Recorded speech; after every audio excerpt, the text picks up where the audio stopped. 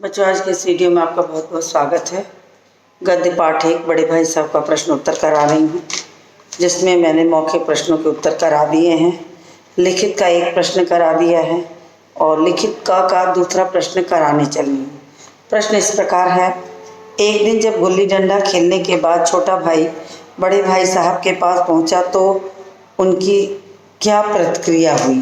तो एक दिन गुल्ली डंडा खेलने के बाद जब छोटा भाई बड़े भाई के पास पहुँचे तो उसे बहुत गुस्सा आता है। सबसे पहले उसने रौद्र रूप धारण करके पूछा, कहाँ थे। फिर छोटे भाई से बोले कि कक्षा में प्रथम आने से जो तुम्हें अभिमान हो गया है, घमंड हो गया है, खाली परीक्षा पास कर लेना कोई बहुत बड़ी चीज़ नहीं है। असल चीज़ है बुद्धि का विकास, जो आवश्यक है। आदमी जो चाहे करे, अभिमान न करे, क्योंकि अभिमान तो बड़े बड़ों का नहीं चला तो तुम्हारा क्या चलेगा। तो बड़ा भाई इसी बात को समझाने की कोशिश करता है कि तुम अपने मन से ये सारी चीज़ें निकाल दो, और सर्वनाश होने का भय दिखाता है। तो मैं अब प्रश्न आप अपने आप बुक से उतार लीजिए। मैं ऊपर हेडिंग डाल देती हूँ, लिखित का उत्तर नंबर 2, मतलब दूसरा प्रश्न कराने चल रही हूँ। तो एक दिन जब छोटा भाई गुल्ली डंडा खेलने के बाद बड़े भाई साहब के पास पहुंचा तो उसकी क्या प्रतिक्रिया हो। छोटा भाई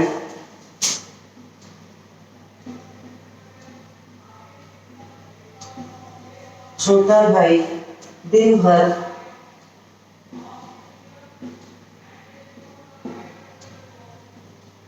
गुल्ली डंडा खेल कर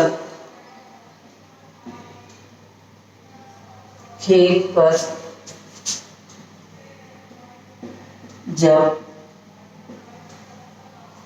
बड़े भाई साहब के पास पहुंचा, जब बड़े भाई साहब के पास पहुंचा, बड़े भाई साहब के पास पहुंचा तो बड़े भाई साहब ने गुस्से में, तो बड़े भाई साहब ने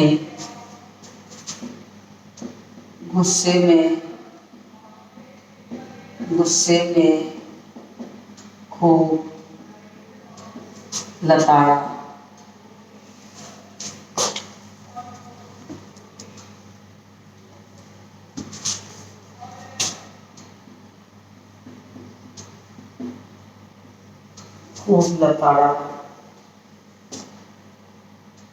और कहा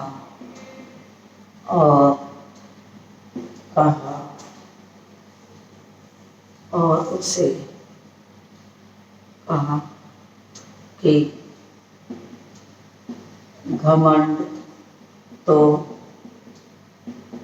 बड़े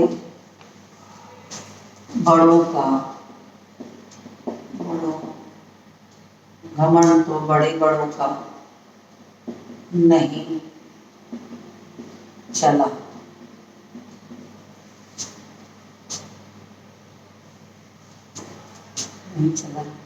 और सर्वनाश का भय दिखाया। रावण का उदाहरण दिया था, क्योंकि प्रश्न का उत्तर बहुत विस्तार में नहीं जाना है, इसलिए मैंने उस उदाहरण को इसमें जोड़ा नहीं है। सिर्फ बताया है कि रावण का उदाहरण देखिए, उसने घमंड का उदाहरण दिया कि घमंड तो बड़े बड़ों का नहीं चला, तो तुम्हें किस बात का घमंड हो गया है। तो उन्होंने कहा सर्वनाश का भय दिखाया। उसने उसकी पढ़ाई को उसने उसकी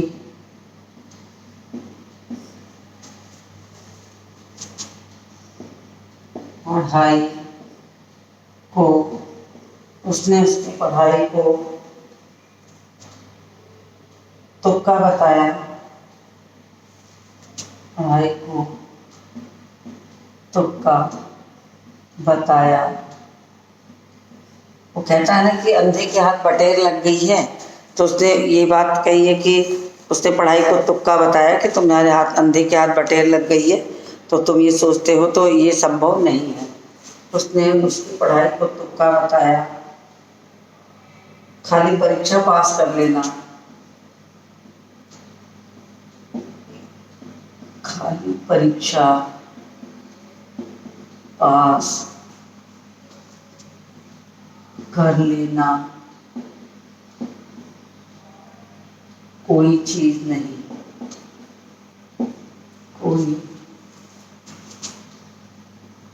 चीज नहीं है, असल चीज है, असल चीज है बुद्धि का, बुद्धि का विकास। असल चीज है बुद्धि का विकास। आदमी जो भी करे, आदमी कुछ भी करे, कुछ भी करे, परंतु उसे अभिमान, अभिमान नहीं होना चाहिए। तो ये हो गया आपका प्रश्न का उत्तर। आप इसको स्क्रीनशॉट ले लीजिए। मैं आगे बढ़ती हूँ। अगला प्रश्न है, बड़े भाई साहब को अपने मन की इच्छाएं क्यों दबानी पड़ती थी? तो उन्हें इसलिए दबानी पड़ती थी कि उन्हें ये लगता था कि अगर वो बेराह चलेंगे तो छोटे भाई को कैसे समझाएंगे। तो दूसरा प्रश्न है, मैं प्रश्न संख्या 3 लिख देती हूँ यहाँ पर। उत्तर संख्या 3। तो प्रश्न है कि बड़े भाई साहब को अपने मन की इच्छाओं को क्यों दबाना पड़ता था? उत्तर है, बड़े भाई साहब को अपने मन की इच्छाओं को इसलिए दबाना पड़ता था, इसलिए दबाना पड़ता था, क्योंकि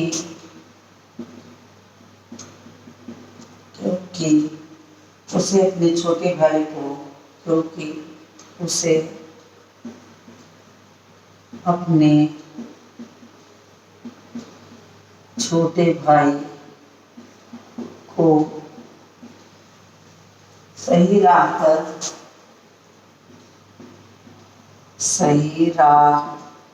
पर चलाना था। वह खुद बेराह चलता, वह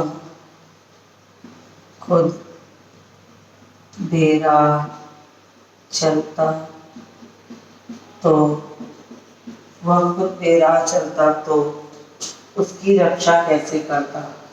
तो उसकी रक्षा कैसे करता? उसकी रक्षा कैसे करता? यह कर्तव्य बोध, यह कर्तव्य बोध, यह कर्तव्य बोध उसके सिर पर था।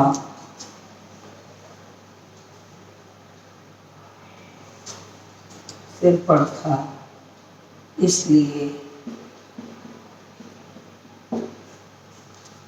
उन्हें अपनी इच्छाओं का दमन करना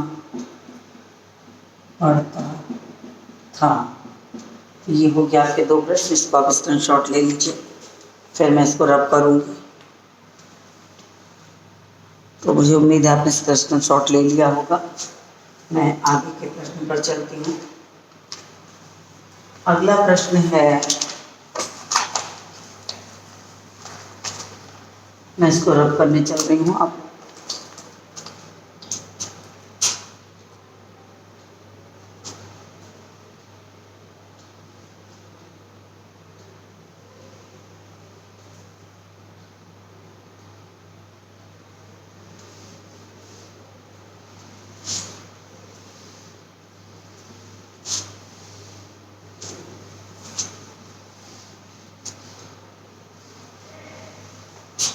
इसके बाद अगला प्रश्न है,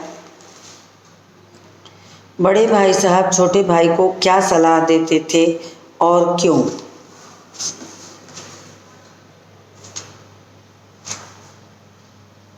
बड़े भाई साहब छोटे भाई को क्या सलाह देते थे और क्यों? उत्तर नंबर 4। उत्तर नंबर 4। बड़े भाई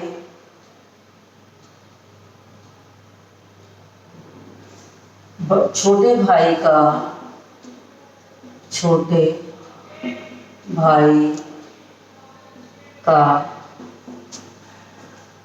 पढ़ाई में मन नहीं लगता था। छोटे भाई का पढ़ाई में मन नहीं लगता था, इसलिए बड़े भाई साहब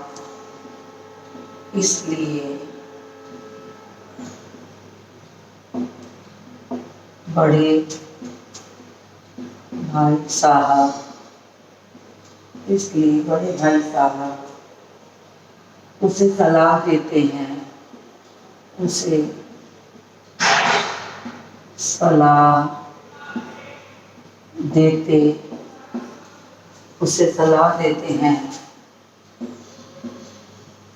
उसे सलाह देते हैं कि अगर इसी तरह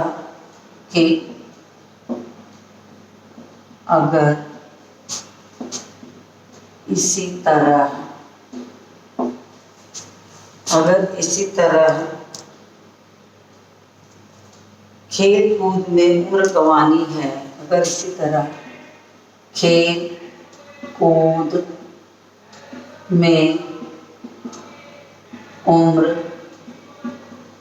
गंवानी है, अगर खेल कूद में उम्र गंवानी है तो बेहतर है कि वह घर चला जाए। गंवानी है तो बेहतर है कि वह घर चला जाए। बेहतर है कि वह घर चला जाए।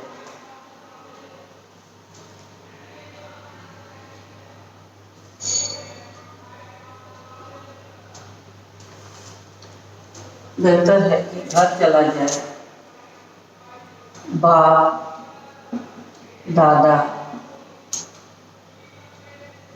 दादा की गाढ़ी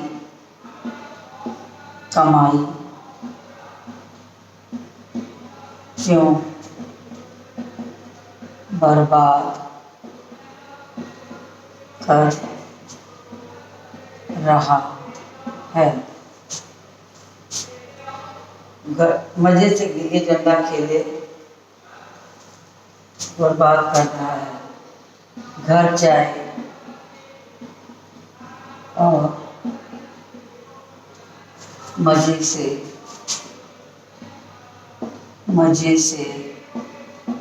गिल्ली डंडा गिल्ली डंडा खेल कर समय बिताया।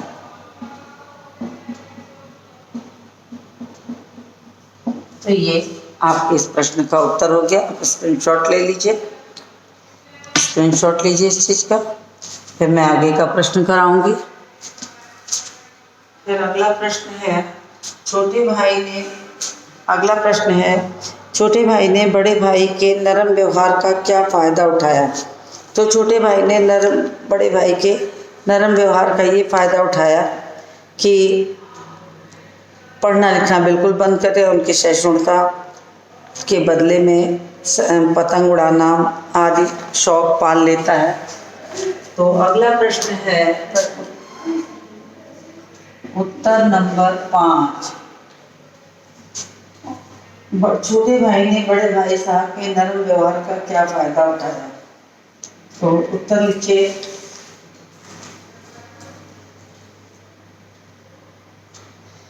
लेखक ने बड़े भाई साहब के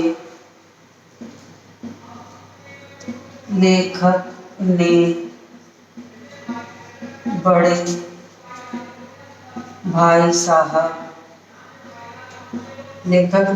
भाई साहब के विनम्र व्यवहार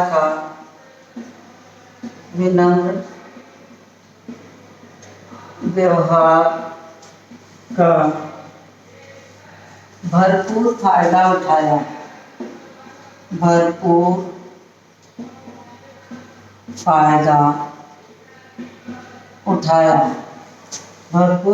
उठाया। उसने पढ़ना लिखना उनकी सहिष्णुता का भरपूर फायदा उठाया। उनकी सहिष्णुता का अनुचित लाभ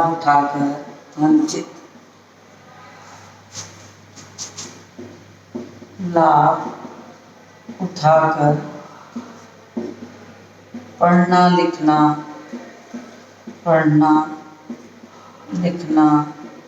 बिल्कुल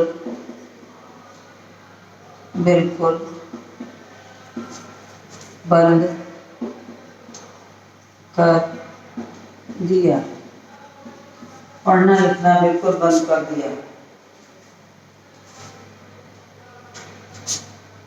और पतंग उड़ाने का शौक पाल लिया। और पतंग कल को ये लिखा है इसमें, और पतंग उड़ाने का शौक पाल लिया।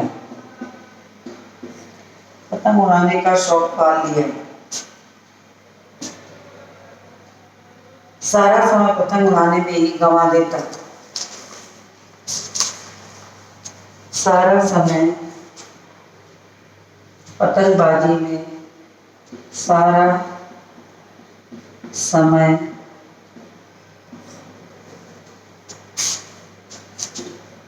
पतंगबाजी में पतंगबाजी में बिताने लगा। सारा समय पतंगबाजी में गंवाने लगा या बिताने लगा। तो इस प्रश्न का भी उत्तर हो गया। इसको भी उतारिए, स्क्रीनशॉट लीजिए। अब मैं इसको रब करूंगी। आपने स्क्रीनशॉट ले लिया होगा। मैं बिल्कुल किनारे हो गई हूँ। आप स्क्रीनशॉट ले चुके होंगे इसका।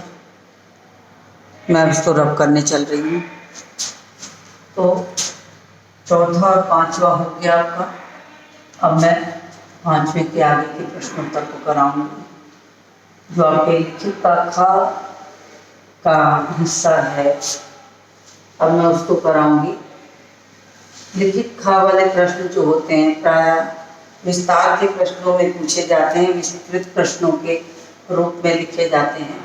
तो उनके वर्ड की जो लिमिट होती है, शब्द संख्या जो होती है, वो थोड़ी ज़्यादा होती है। यानी आपको 4-5 नंबरों के उत्तर के हिसाब से उसकी तैयारी करनी होती है। तो इस हिसाब से देखा जाए तो आपको ध्यान रखना पड़ेगा। अब इस ख का जो 50-60 शब्दों का है, 6-7 लाइनों का, उसको करती हूँ। बड़े भाई साहब की डांट फटकार अगर न मिलती तो क्या छोटा भाई कक्षा में अव्वल आता? अपने विचार व्यक्त करिए। तो ये प्रश्न आपका है।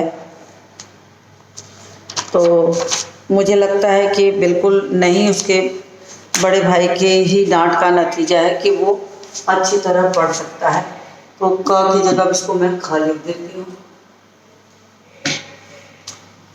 लिखिए ख का उत्तर नंबर 1, बड़े भाई की डांट फटकार। बड़े भाई की डांट फटकार का ही असर था। का ही असर था कि छोटा भाई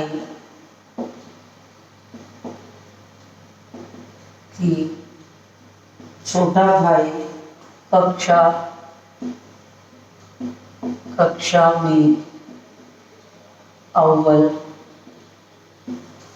प्रथम पोजीशन के लिए अव्वल लिखा है कि कक्षा में पहली पोजीशन उसकी आ रही थी, तो कक्षा में अव्वल आया।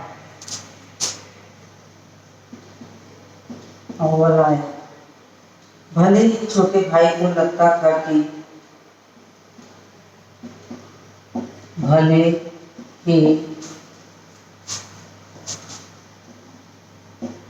छोटे भाई को लगता था कि उसकी किस्मत तेज है। उसकी किस्मत तेज है। भले ही छोटे भाई को लगता था कि उसकी किस्मत तेज है, कम मेहनत में भी अव्वल आया है। कम मेहनत करके भी वह अव्वल आता है। वह अव्वल आता है। कम मेहनत करके भी वह अव्वल आता है, परंतु उसे यह लगता था, परंतु सच यह है कि उसे भी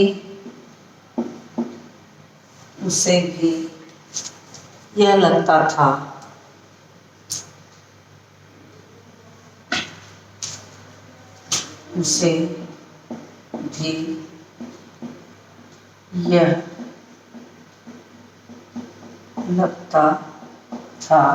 उसे भी यह लगता था कि कहीं न कहीं यह लगता था कि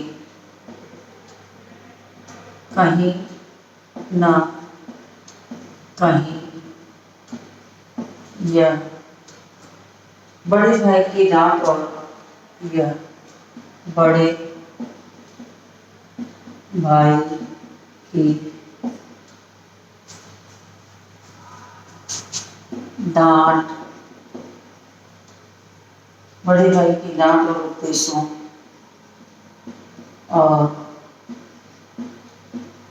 उपदेशों का ही नतीजा है।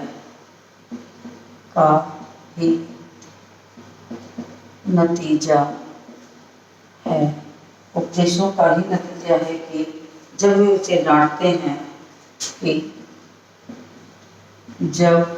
वे उसे डांटते हैं तो जब वे उसे डांटते हैं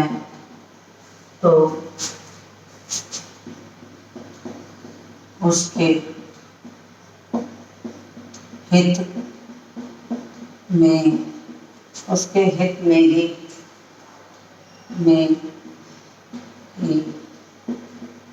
डांटते हैं।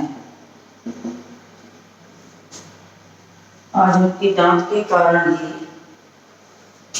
आज उनकी डांट का ही नतीजा है, उनकी डांट का ही नतीजा था कि वह कक्षा में अच्छे अंकों से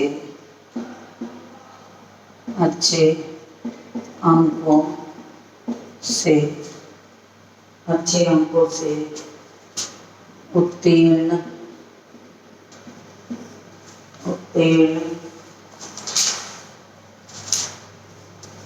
अच्छे अंकों से उत्तीर्ण हो रहा है।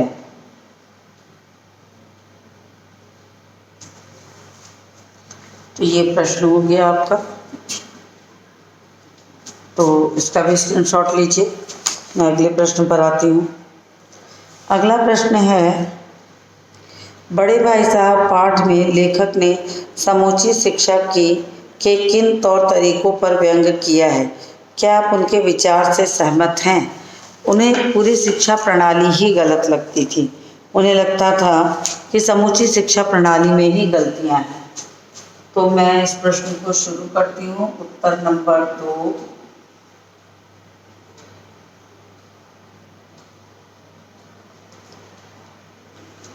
अब मैं आपको बता दूं, पहले मैं उत्तर को डिस्कशन में समझा दूं कि क्या है इसका उत्तर का मुख्य, कि बड़े भाई साहब पाठ में लेखक ने समूची शिक्षा के किन तौर तरीकों पर व्यंग किया है? क्या आप उनसे सहमत हैं? वास्तव में बड़े भाई ने शिक्षा की जो नीतियां थी उस पर उन्होंने अपना व्यंग दिया है कि किस तरीके से शिक्षा की नीतियां थी, तो इसी को इसमें लिखा जाएगा। तो मैं शुरू करती हूँ। बड़े भाई साहब पाठ में, बड़े भाई साहब पाठ में लेखक ने शिक्षा की रटन प्रणाली, शिक्षा की रटन प्रणाली पर व्यंग किया है, पर व्यंग किया है। कहानी में बड़ा भाई एक बेचारा और दीन पात्र है। कहानी में बड़ा भाई एक बेचारा और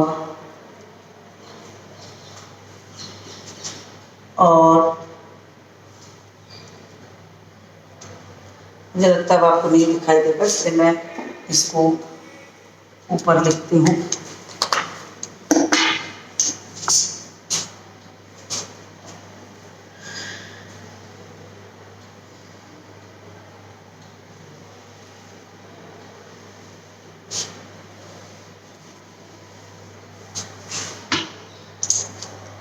एक बेचारा और दीन पात्र है और दीन पात्र है। जो पाठ्यक्रम के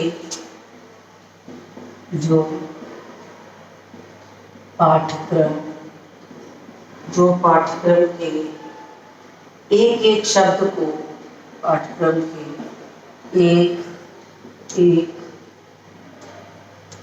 एक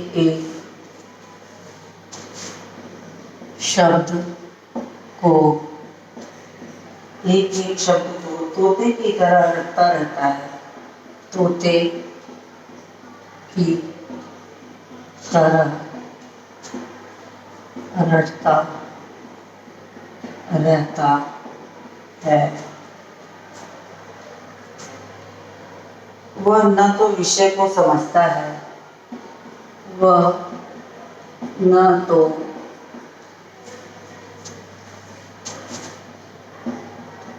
विषय को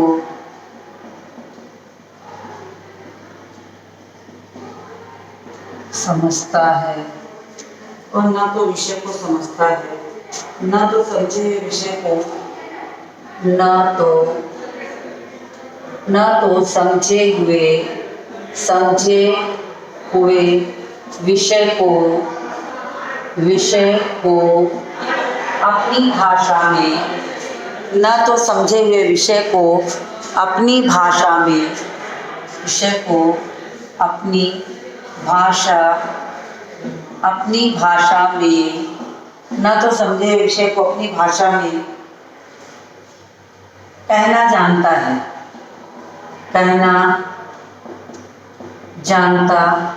है। इसी कारण वो 24 घंटे पढ़ते पढ़ते, इसी कारण वह 24 घंटे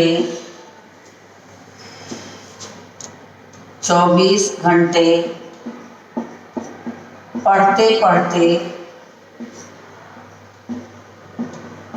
निस्तेज